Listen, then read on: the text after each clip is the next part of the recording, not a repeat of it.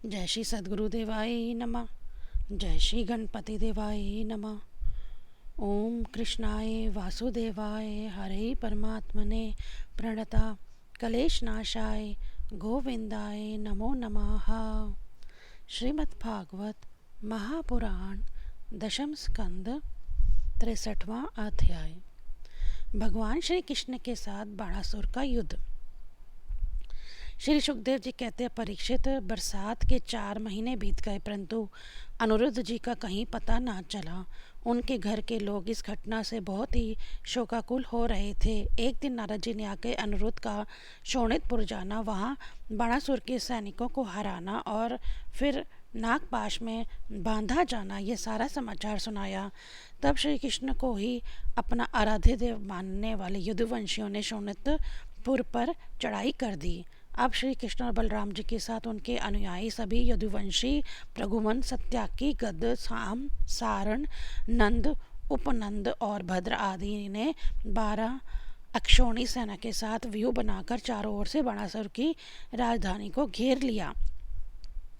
जब बाणासुर ने देखा कि यदुवंशियों की सेना नगर के उद्यान, परकोटों, बुंजों और सिंह द्वारों पर तोड़फोड़ कर रही है, तब उनको बहुत क्रोध आया और वह भी 12 अक्षौणी सेना लेकर नगर से निकल पड़ा। बाणासुर की ओर से साक्षात भगवान शंकर वृषभराज नंदी पर सवार होकर अपने पुत्र कार्तिकेय और गणों के साथ रणभूमि में पधारे और उन्होंने भगवान श्री कृष्ण और बलराम जी से युद्ध किया। परीक्षित, वह युद्ध इतना अद्भुत और घमासान हुआ कि उसे देखकर रोंगटे खड़े हो जाते थे। भगवान श्री कृष्ण से शंकर जी का और प्रगुदमन का स्वामी कार्तिक का युद्ध हुआ। बलराम जी से कुंभाड और कूपकर्ण का युद्ध हुआ। बाणासुर के पुत्र के साथ साम और स्वयं बाणासुर के साथ सत्याकी भिड़ गए। ब्रह्मा आदि बड़े बड़े देवता, ऋषि मुनि, सिद्ध, चारण, गंधर्व, अप्सराएं और यक्ष विमानों पर चढ़ चढ़कर युद्ध देखने के लिए आ पहुँचे। भगवान श्री कृष्ण के अनुचरों भूत, प्रेत, प्रमथ, गुहक, डाकनी, यतुधान, वेताल, विनायक, प्रेतगण, मातृगण, पिशाच, कूष्मांड तथा ब्रह्म राक्षसों को मार मार कर खदेड़ दिया। पिनाकपाणी शंकर जी ने भगवान श्री कृष्ण पर भांति भांति के अगणित अस्त्र शस्त्रों का प्रयोग किया, परंतु भगवान श्री कृष्ण ने बिना किसी प्रकार के विस्मय के उन्हें विरोधी शस्त्र अस्त्रों से शांत कर दिया। भगवान श्री कृष्ण ने ब्रह्मास्त्र की शांति के लिए ब्रह्मास्त्र का, वायव शास्त्र अस्त्र के लिए पर्वत अस्त्र और अग्नेयास्त्र के लिए पंचजन्यार अस्त्र का और पशुपात अस्त्र के लिए नारायण अस्त्र का प्रयोग किया। इसके बाद भगवान श्री कृष्ण ने जम्भाण अस्त्र से महादेव जी को मोहित कर दिया। वे युद्ध से विरक्त होकर जम्भाई लेने लगे। तब भगवान श्री कृष्ण शंकर जी से छुट्टी पाकर तलवार, गदा और बाणों से बाणासुर की सेना का संहार करने लगे। इधर प्रघुमन ने बाणों की बौछार से स्वामी कार्तिक को घायल कर दिया। उनके अंग अंग से रक्त की धारा बह चली। वे रणभूमि छोड़ के अपने वाहन मयूर द्वारा भाग निकले। बलराम जी ने अपने मसूल की चोट से कुंभाड और कूपकर्ण को घायल कर दिया। वे रणभूमि में गिर पड़े। इस प्रकार अपने सेनापतियों को हताहत देखकर बाणासुर की सारी सेना तितर बितर हो गई। जब रथ पर सवार बाणासुर ने देखा कि श्री कृष्ण आदि के प्रहार से हमारी सेना तितर बितर और तहस नहस हो रही है, तब उसे बड़ा क्रोध आया। उसने चिढ़कर सत्याकी को छोड़ दिया और वह भगवान श्री कृष्ण पर आक्रमण करने के लिए दौड़ पड़ा। परीक्षित, रणोन्मत्त बाणासुर ने अपने 1000 हाथों से एक साथ ही 500 धनुष खींच खींच कर एक एक पर 2-2 बाण चढ़ाए, परंतु भगवान श्री कृष्ण ने एक साथ ही उसके सारे धनुष काट डाले और सारथी, रथ और घोड़ों को भी धराशायी कर दिया एवं शंख ध्वनि की। कटोरा नाम की एक देवी बाणासुर की धर्म माता थी। वह अपने उपासक पुत्र के प्राणों की रक्षा के लिए बाल बिखेर कर नंग दड़ंग भगवान श्री कृष्ण के सामने आकर खड़ी हो गई। भगवान श्री कृष्ण ने इसलिए कि कहीं उस पर दृष्टि न पड़ जाए, अपना मुंह फेर लिया और वह दूसरी ओर देखने लगे। तब तक बाणासुर धनुष कट जाने और रथहीन हो जाने के कारण अपने नगर में चला गया। इधर जब भगवान शंकर के भूतगण इधर उधर भाग गए, तब उनका छोड़ा हुआ 3 सिर और 3 पैर वाला ज्वर 10 दिशाओं को जलाता हुआ सा भगवान श्री कृष्ण की ओर दौड़ा। भगवान श्री कृष्ण ने उसे अपनी ओर से आता हुआ देखकर उसका मुकाबला करने के लिए अपना ज्वर छोड़ा। अब वैष्णव और महेश्वर दोनों ज्वर आपस में लड़ने लगे। अंत में वैष्णव ज्वर के तेज से महेश्वर ज्वर पीड़ित होकर चिल्लाने लगा और अत्यंत भयभीत हो गया। जब उसे अन्यंत्र कहीं त्राण न मिला, तब वह अत्यंत नम्रता से हाथ जोड़कर शरण में लेने के लिए भगवान श्री कृष्ण से प्रार्थना करने लगा। ज्वर ने कहा, प्रभु आपकी शक्ति अनंत है, आप ब्रह्मा आदि ईश्वर का भी परम महेश्वर हैं, आप सबके आत्मा और सर्व स्वरूप हैं, आप आदित्य और केवल ज्ञान स्वरूप हैं, संसार की उत्पत्ति स्थिति और संहार के कारण आप ही हैं। श्रुति के द्वारा आपका ही वर्णन और अनुमान किया जाता है। आप समस्त विकारों से रहित स्वयं ब्रह्म हैं। मैं आपको प्रणाम करता हूँ। काल, देव, कर्म, जीव, स्वभाव, सूक्ष्म भूत, शरीर, सूत आत्मा, प्राण, अहंकार, एकादश इंद्रियां और पंचभूत, इन सब का संघात लिंग शरीर है और बीज अंकुर न्याय के अनुसार उससे कर्म और कर्म से फिर लिंग शरीर की उत्पत्ति, यह सब आपकी माया है। आप माया के निषेध की परम अवधि हैं। मैं आपकी शरण ग्रहण करता हूँ। प्रभु, आप अपनी लीला से अनेकों रूप धारण कर लेते हैं और देवता, साधु तथा लोक मर्यादा का पालन पोषण करते हैं।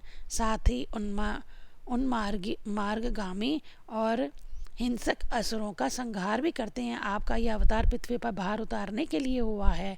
प्रभु, आपके शांत, उग्र और अत्यंत भयानक दुस्सह तेज ज्वर से मैं अत्यंत संतप्त हो रहा हूँ। भगवान, देहधारी जीवों को तभी तक संताप रहता है जब तक वे आशा के फंदों में फंसे रहने के कारण आपके चरण कमलों की शरण नहीं ग्रहण करते। भगवान श्री कृष्ण ने कहा, त्रिशिरा, मैं तुम पर प्रसन्न हूँ। अब तुम मेरे ज्वर से निर्भय हो जाओ। संसार में जो कोई हम दोनों के संवाद का स्मरण करेगा, उसे तुमसे कोई भय ना रहेगा। भगवान श्री कृष्ण के इस प्रकार कहने पर महेश्वर ज्वर उन्हें प्रणाम करके चला गया। तब तक बाणासुर रथ पर सवार होकर भगवान श्री कृष्ण से युद्ध करने के लिए फिर आ पहुँचा। परीक्षित, बाणासुर ने अपने 1000 हाथों में तरह तरह के हथियार ले रखे थे। अब वह अत्यंत क्रोध में भरकर चक्रपाणी भगवान पर बाणों की वर्षा करने लगा। जब भगवान श्री कृष्ण ने देखा कि बाणासुर ने तो बाणों की झड़ी लगा दी, तब वह छुरे की समान तीखी धार वाले चक्र से उसकी भुजाएं काटने लगे, मानो कोई किसी वृक्ष की छोटी छोटी डालियां काट रहा हो। जब भक्त वत्सल भगवान शंकर ने देखा कि बाणासुर की भुजाएं कट रही हैं, तब वे चक्रधारी भगवान श्री कृष्ण के पास आए और स्तुति करने लगे। भगवान शंकर ने कहा, प्रभु, आप वेद मंत्रों में तात्पर्य रूप से छिपे हुए परम ज्योति स्वरूप पर ब्रह्म हैं। शुद्ध हृदय महात्मा गण आपके आकाश के समान सर्वव्यापक और निर्विकार स्वरूप का साक्षात्कार करते हैं। आकाश आपकी नाभि है, अग्नि मुख है और जल वीर्य, स्वर्ग सिर, दिशाएं कान और पृथ्वी चरण है, चंद्रमा मन, सूर्य नेत्र और मैं शिव आपका अहंकार हूँ। समुंदर आपका पेट है और इंद्र भुजा, धन्य आदि औषधियाँ रोम है, मेघ केश हैं और ब्रह्मा बुद्धि, प्रजापति लिंग है और धर्म हृदय। इस प्रकार समस्त लोक और लोकांतरों के साथ जिसके शरीर की तुलना की जाती है, वह परम पुरुष आप ही हैं। अखंड ज्योति स्वरूप परमात्मा आपकी यह अवतार धर्म की रक्षा और संसार के अभ्युदय अभिवृद्धि के लिए हुआ है। हम सब भी आपके प्रभाव से प्रभावित होकर सातों भवनों का पालन करते हैं। आप सजातीय, विजातीय और स्वागत भेद से रहित है, एक और अद्वितीय आदि पुरुष हैं। मायाकृत, जागृत, स्वप्न और सुषुप्ति, इन तीनों अवस्थाओं में अनुगत और उनसे अतीत तुरीय तत्व भी आप ही हैं। आप किसी दूसरी वस्तु के द्वारा प्रकाशित नहीं होते, स्वयं प्रकाश हैं। आप सबके कारण हैं, परंतु आपका ना तो कोई कारण है और ना तो आप में कारण पना ही है। भगवान, ऐसा होने पर भी आप तीनों गुणों की विभिन्न विषमताओं को प्रकाशित करने के लिए अपनी माया से देवता, पशु, पक्षी, मनुष्य आदि शरीरों के अनुसार भिन्न भिन्न रूपों में प्रतीत होते हैं। प्रभु, जैसे सूर्य अपनी छाया बादलों से ही ढक जाता है और उन बादलों तथा विभिन्न रूपों को प्रकाशित करता है, उसी प्रकार आप तो स्वयं प्रकाश है, परंतु गुणों के द्वारा मानो ढक से जाते हैं और समस्त गुणों तथा गुण अभिमानी जीवों को प्रकाशित करते हैं। वास्तव में आप अनंत हैं। भगवान, आपकी माया से मोहित होकर लोग स्त्री, पुत्र, देह आदि में आसक्त हो जाते हैं, फिर भी दुख के अपार सागर में डूबने उतारने लगते हैं। संसार के मानवों को यह मनुष्य शरीर आपके अत्यंत कृपा करके दिया है, जो पुरुष इसे पाकर भी अपनी इंद्रियों को वश में नहीं कर लेता और आपके चरण कमलों का आश्रय नहीं लेता, उनका सेवन नहीं करता, उसका जीवन अत्यंत शोचनीय है और वह स्वयं अपने आप को धोखा दे रहा है। प्रभु, आप समस्त प्राणियों के आत्मा, प्रियतम और ईश्वर हैं। जो मृत्यु का त्रास ग्रास मनुष्य आपको छोड़ देता है और अनात्मा, दुख रूप एवं तुच्छ विषयों में सुख बुद्धि करके उनके पीछे भटकता है, वह इतना मूर्ख है कि अमृत को छोड़कर विष पी रहा है। मैं, ब्रह्मा, सारे देवता और विशुद्ध हृदय वाले ऋषि मुनि सब प्रकार से और सर्वात्मा भाव से आपके शरणागत हैं, क्योंकि आप ही हम लोगों के आत्मा, स्थिति और प्रलय के कारण हैं। आप सब में सम, परम शांत, सबके सुहृद आत्मा और इष्ट देव हैं। आप एक आदित्य और जगत के आधार तथा अधिष्ठान हैं। हे प्रभु, हम सब संसार में मुक्त होने के लिए आपका भजन करते हैं।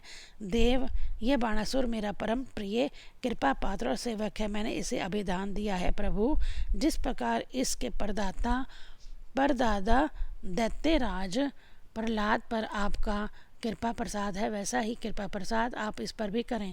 भगवान श्री कृष्ण ने कहा, भगवान, आपकी बात मानकर जैसे आप चाहते हैं मैं इसे निर्भय किए देता हूँ।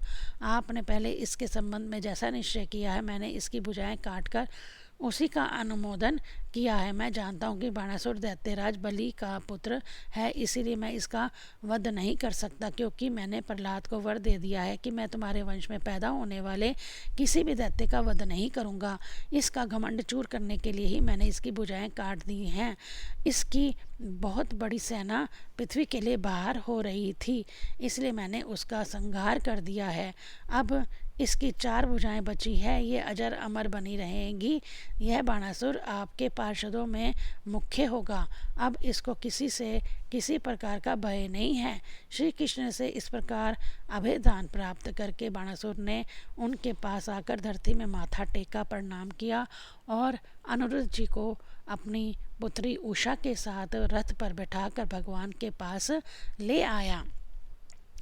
इसके बाद भगवान श्री कृष्ण ने महादेव की सम्मति से वस्त्र अलंकार विभूषित उषा और अनिरुद्ध को एक अक्षौणी सेना के साथ आगे करके द्वारका के लिए प्रस्थान किया। इधर द्वारका में भगवान श्री कृष्ण आदि के शुभ आगमन का समाचार सुनकर झंडियों और तोरणों से नगर का कोना कोना सजा दिया गया। बड़ी बड़ी सड़कों और चौराहों को चंदन मिश्रित जल से सींच दिया गया। नगर के नागरिकों, बंधु बांधवों और ब्राह्मणों ने आगे आकर खूब धूमधाम से भगवान का स्वागत किया। उस समय शंख, नगारों और ढोलों की तुमुल ध्वनि हो रही थी। इस प्रकार भगवान श्री कृष्ण ने अपनी राजधानी में प्रवेश किया। परीक्षित, जो पुरुष श्री शंकर जी के साथ भगवान श्री कृष्ण का युद्ध और उनकी विजय की कथा का प्रातःकाल उठकर स्मरण करता है, उसकी पराजय नहीं होती। 63वां अध्याय संपूर्ण। ओम नमो भगवते वासुदेवाय नमः।